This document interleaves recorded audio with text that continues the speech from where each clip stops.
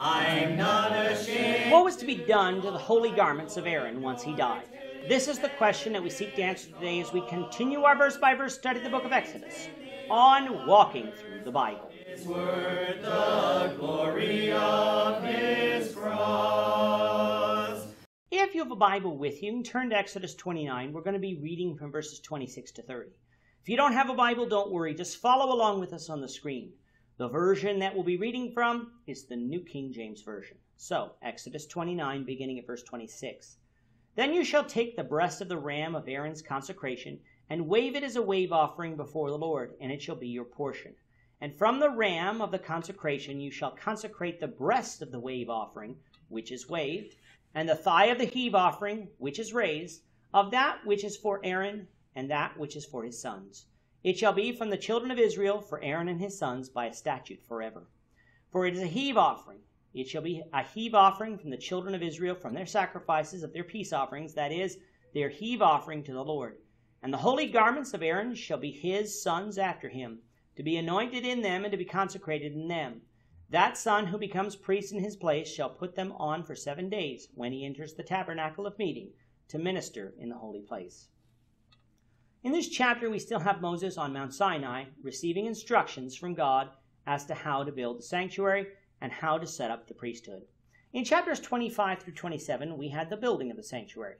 We had instructions on how to make the Ark of the Covenant and mercy seat, how to build the showbread table, how to build the golden lampstand and the altar of burnt offering, and where they would be placed in the sanctuary. We also had the instructions for how to build the tabernacle itself, including the holy place and the most holy place, as well as the court of the tabernacle. In chapter 28, we had the instructions for the priestly garments.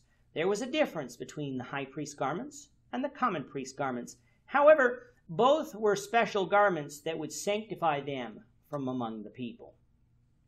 Coming to the verse 37 verses of this chapter then, we have God's instructions for consecrating Aaron and his sons as priests. We have already discussed how they were to bring 1 young bull and 2 rams without blemish, along with unleavened bread, unleavened cakes mixed with oil, and unleavened wafers anointed with oil.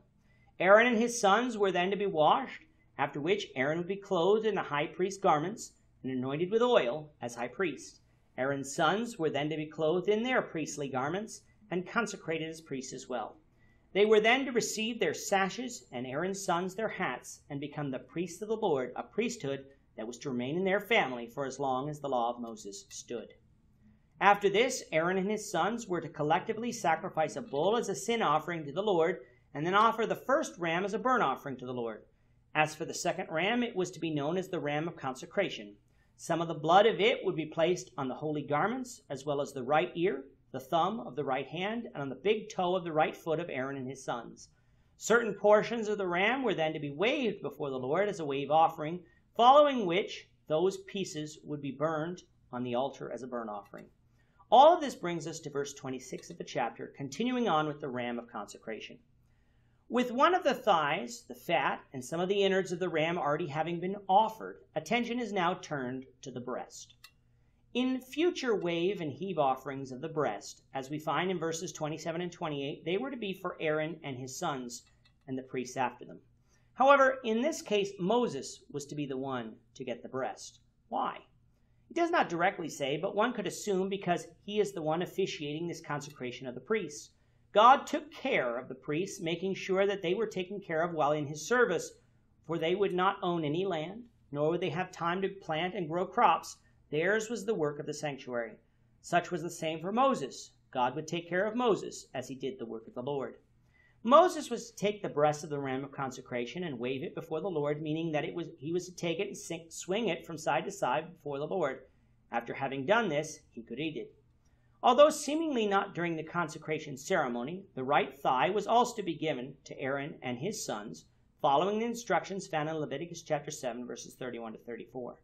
The thigh would have been known as a heave offering, which means that it would be raised once toward heaven, whereas the wave offering would be repeatedly waved side to side. What might seem silly to us was important to God, and if one was to walk by faith, they would obey God's commands.